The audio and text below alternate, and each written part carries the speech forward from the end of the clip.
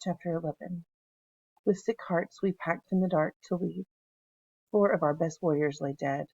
Besides Wolladits and Red Moccasin Tops, we had lost Rainbow and 5 wounds. Only a few families were not mourning a lost relative.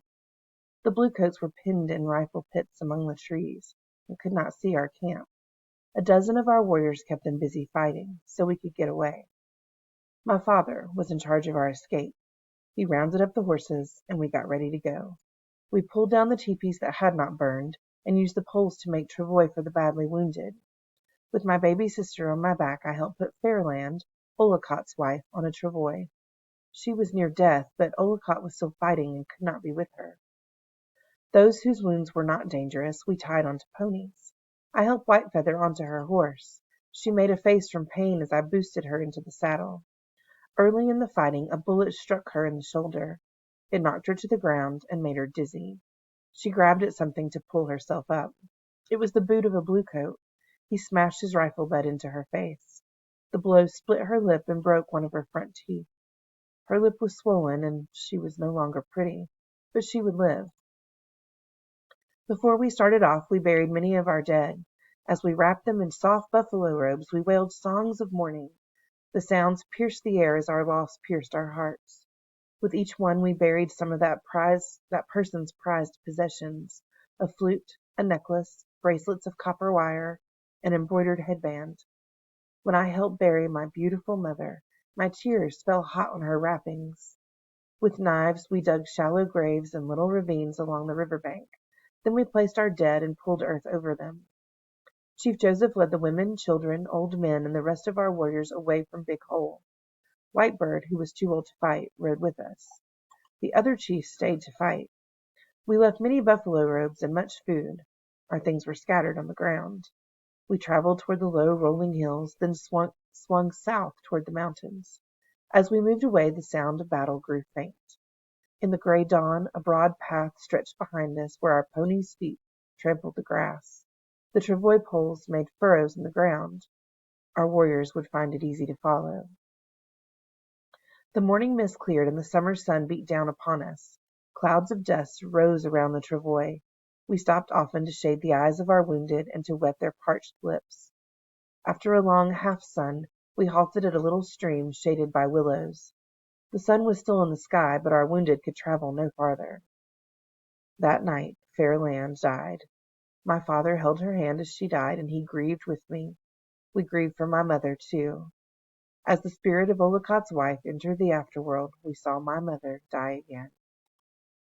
My father sighed deeply. We never make war on women and children, he said, but the Bluecoats kill our women and children first. That is a shameful way to fight. The war no longer stirred me. Before this, we had beaten the Bluecoats with little trouble. Few of our people had been killed. But now we lost many. My heart was wrenched out of me. I feared for Swan Necklace, and I feared for my people. But I could not think about my fears.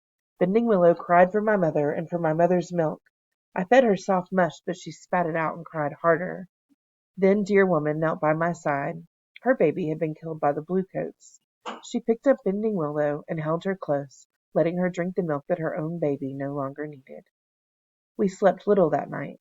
There were many wounded to care for. I carried water, changed bandages, and fed camas mush to those who could eat. I comforted those who cried out in pain. In the morning, as we were packing the horses, the warriors rode into camp. Swan Necklace was safe. Do not fear for me, he said. Bullets cannot kill me as long as I have my war whistle. When he went into battle, he sounded his war whistle.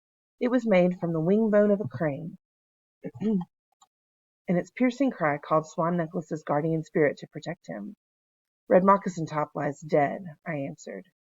His guardian spirit protected him only from wounds on his body, said Swan Necklace. He was shot in the throat. And Wolladits, and Rainbow, and all our other brave warriors who lie dead? Perhaps Wolladits was shot before he could pick up his charm of weasel skin and raven feathers, said Swan Necklace. Rainbow's guardian spirit protected him in battle only after sunrise. Then he could walk among his enemies. He was struck while the sky was dark. I wondered at his words and prayed to the Great Spirit Chief to protect him. We buried Fairland with her elk-hide dress that she wore on feast days, and a shell necklace from the land of the great waters. We wailed songs of grief for her. Before we left our camp, the war council met once more.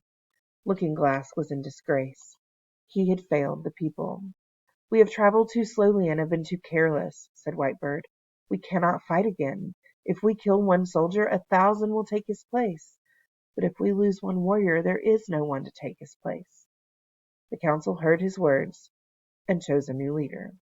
It was Lean Elk, a young warrior with a tight mouth and burning eyes. At noon he sent us south with his burning gaze.